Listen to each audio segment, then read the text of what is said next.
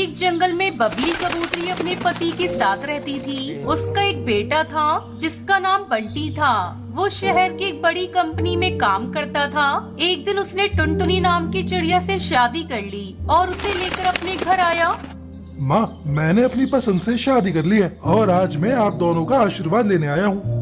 बेटा, तुझे हम दोनों का आशीर्वाद कभी नहीं मिलेगा। हम दोनों ने अपना पेट काट कर तुझे शहर में पढ़ाया, कभी किसी चीज की कमी नहीं होने दी। आज जब तू अपने पैरों पर खड़ा हो गया तो अपनी मर्जी से शादी कर ली। तूने हम दोनों की इजाजत का भी नहीं सोचा। जा यहाँ से, मेरा अब तुझसे कोई रिश्ता नहीं। चला जा यहाँ से, फिर कभी वापस यहाँ मत आना। आज से हम दोनों मर गए तेरे लिए। तब तक आप लोग कमेंट में बताएं 25 इंटू 2 कितने होते हैं।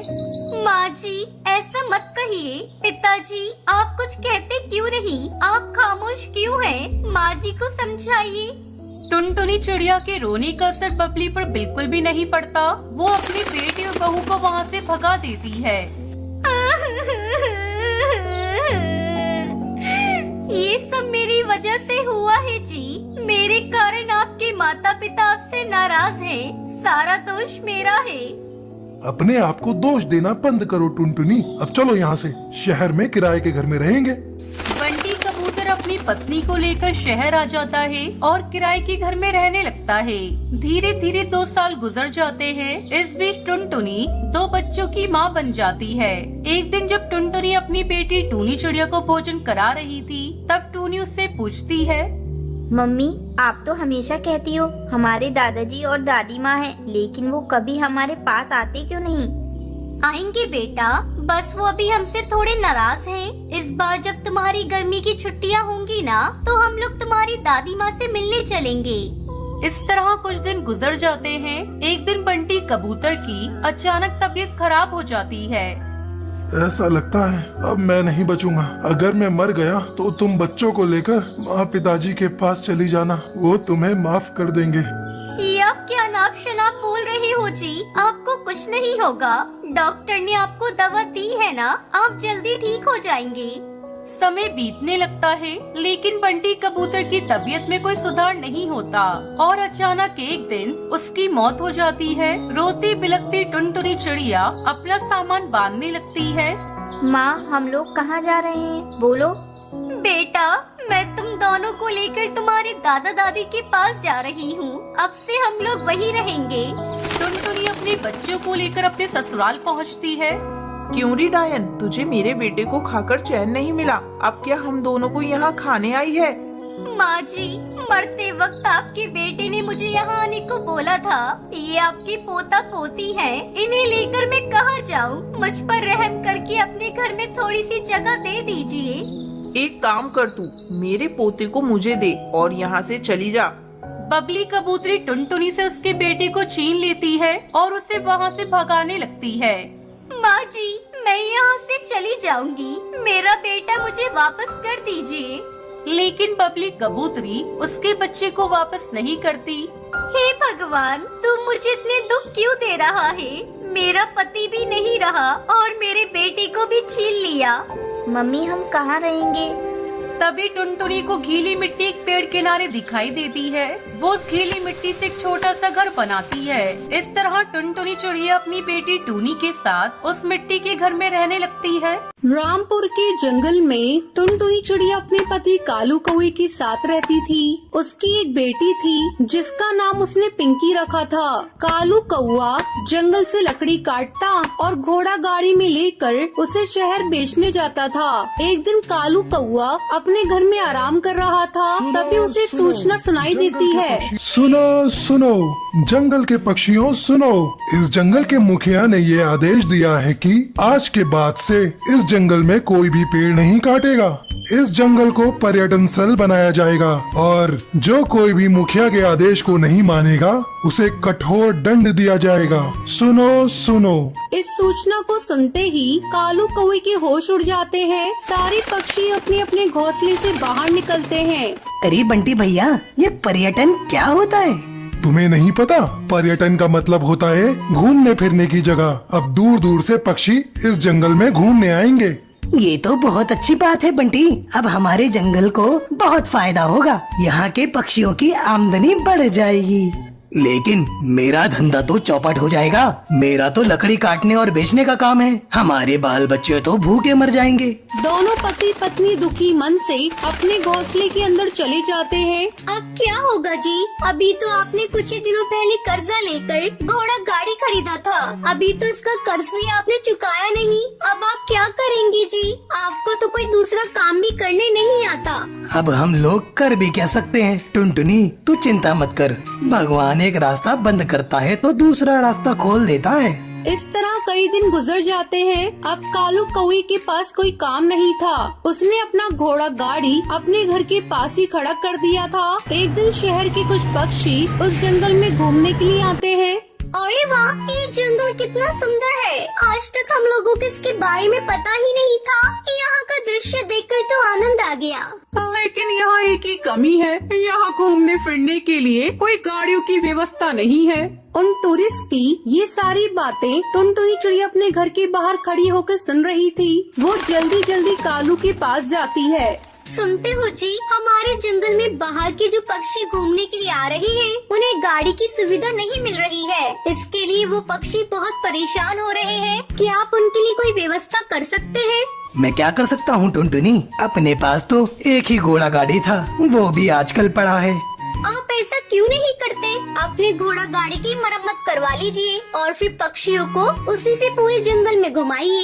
कालू को टुनटुनी का ये आइडिया पसंद आ जाता है। वो अगले दिन ही अपनी घोड़ा गाड़ी की मरम्मत करता है और पक्षियों को फिर उससे पूरे जंगल में घुमाने लगता है। इस तरह कालू कौवे की आमदनी बढ़ जाती है। ये सब देखकर कालू कौवे का पड़ोसी चील जलने लगता है। एक रात जब सभी सो रहे थे, तब चील कालू कौवे की घोड़ा गाड़ी को पूरी तरह से बर्बाद कर देता है और उसका घोंसला भी तोड़ देता है। अंधेरा होने के कारण कोई भी चील को देख नहीं पाता। हमने किसी का क्या बिगाड़ा था जो किसी ने हमारे घर को तोड़ दिया और हमारे घोड़ा गाड़ी को भी। मम्मी, अब हम लोग कहाँ जाएंगे? हमारा घर तो टूट गया।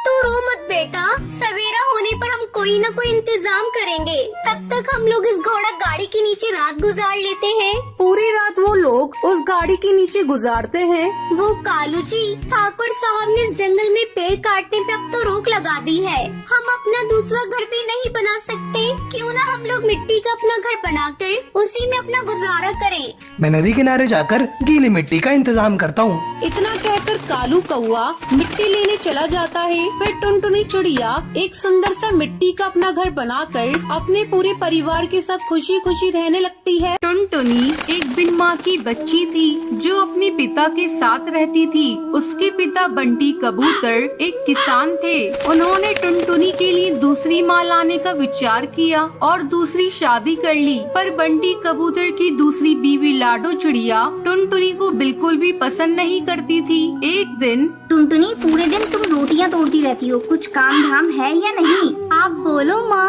आप क्या काम करवाना चाहती हैं? मैं कर दूंगी। ये लो पैसे और पास की सब्जी मंडी से सब्जी ले आओ। ठीक है माँ। टुनटुनी पैसे लेकर सब्जी मंडी चली जाती है और जब वापस आती है तो आज तो सब्जी बहुत महंगी थी। सारे पैसे उड़ा आई क्या? माँ, आज सब्जी मंडी में सब्जी महंगी होने की वजह से थोड़ी सी ही सब्जियाँ मिली है। सब्जी महंगी थी या उन पैसों से चाट पकौड़ी खा लिया है? मैं सब जानती हूँ। थोड़ी सी ढील दी नहीं और तेरा उड़ना शुरू हो जाता है। नहीं माँ, मैं सच कह रही हूँ, मैंने कुछ नहीं खाया। चल रसोई में जा और खाना बना। खाना वाना कुछ बनाती नहीं, बहस करवा लो इससे। पता नहीं कब तक मूंग डलेगी मेरी छाती पर। टुनटुनी रसोई में खाना बनाने चली जाती है। मुझे कैसे न कैसे करके इस चिड़िया से अपना पीछा छुड़ाना होगा, नहीं तो मुझे जीवन भर इसे झेलना पड़ेगा।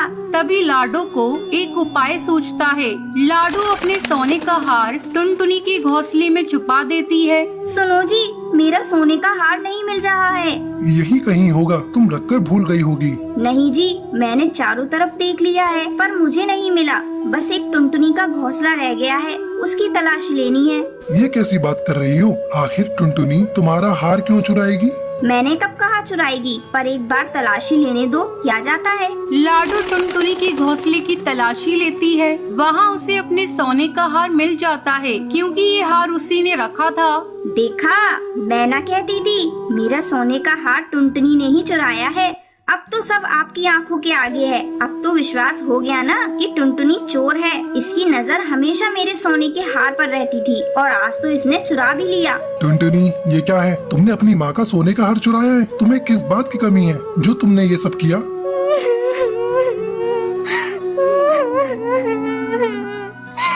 नहीं पापा, मैंने सोने का हार नहीं चुराया। मुझे नहीं पता ये हार कहाँ से आया। मैं भला हार क्यों चुराऊंगी? पर ये तो मेरी आंखों के आगे ही तेरे घोंसले से निकला है। अगर तूने नहीं चुराया तो ये हार तेरे घोंसले से कैसे निकला? देखिए, एक तो चोरी, ऊपर से सीना जोरी। या तो इस घर में अब ये रहेगी या फिर मैं। कल को अगर मेरा कोई और सामान इसने चुरा लिया तो मैं तो कंगाल हो जाऊंगी। नहीं पापा, मैंने कुछ नहीं किया। मुझे घर से मत निकालिए। आज के बाद आपको कोई शिकायत का मौका नहीं दूंगी। मैं एक कोने में रहूंगी। माँ, मुझे घर से मत निकालो। मैं घर का सारा काम करूंगी। बंटी कबूतर चुपचाप खड़ा देखता रहता है। वो कुछ नहीं बोलता। टुनटुनी अपनी आंखों में आंसू लेकर उस घर से निकल जाती है और रोते रोते एक जंगल की ओर चल पड़ती है। तभी टुनटुनी को एक खरगोश दिखाई देता है जो झाड़ियों में फंसा होता है। ये खरगोश तो बहुत खूबसूरत है, पर ये तो झाड़ियों में फंसा हुआ है। मुझे इसकी मदद करनी चाहिए। इसे तो झाड़ियों से चोट भी लग गई है। टुनटुनी झाड़ियों से खरगोश को निकाल देती है और जड़ी बूटी को उसके घाव पर लगा देती है। खरगोश ठीक होकर जंगल की ओर भागता है। वो खरगोश के पीछे पीछे घने जंगल के अंदर पहुंच जाती है। अरे, मैं ये कहाँ आ गई? ये तो घना जंगल है। इसमें तो बहुत सारे जंगली जानवर भी रहते होंगे। अब मैं क्या करूँ? टुनटुनी उदास होकर बैठ जाती है। ऐसे बैठने से कुछ हासिल नहीं होगा। मुझे कुछ करना होगा। मैं घर वापस भी नहीं जा सकती। मेरा तो कोई ठिकाना भी नहीं है। मुझे यहीं पर रहना होगा इस जंगल में। पर मैं इस घनघोर जंगल में जंगली जानवरों के बीच कैसे रहूंगी? अच्छा है कोई जानवर मुझे खा जाए, क्योंकि अब मेरा जीवन बेकार है। पापा ने मुझे घर से निकाल दिया और माँ मुझे छोड़कर चली गई। अब मैं जीकर भी क्या करूंगी?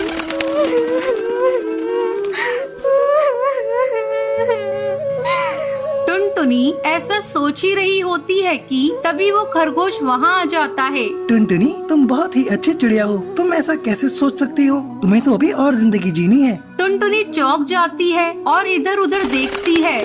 टुनटुनी, चौंको मत। मैं बोलने वाला खरगोश हूँ। तुमने मेरी जान बचाई। तुम इस जंगल में बिना चिंता के रह सकती हो। यहाँ पर रहने में मैं तुम्हारी मदद करूँगा और तुम्हारी रक्षा भी करूँगा। और इस जंगल के सभी जानवरों को मैं समझा दूंगा। वो तुम्हारे दोस्त बनकर रहेंगे।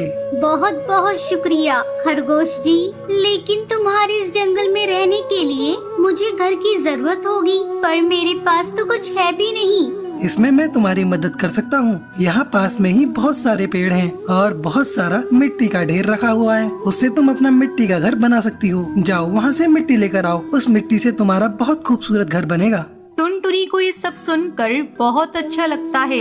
वो मिट्टी पेड़ के पास से ले आती है और एक बहुत ही सुंदर घर बनाती है। साथ ही नहाने के लिए एक स्विमिंग पूल भी बनाती है जो बहुत ही खूबसूरत होता है। उसके मिट्टी के बने हुए घर से जंगल में एक रौनक सी हो जाती है। वाह टुनटुनी, तुमने तो कमाल कर दिया। ये तो जंगल के सभी घरों से बिल्कुल अलग और सुंदर है। उसके बाद टुनटुनी घर में खुशी खुशी रहने लग जाती है।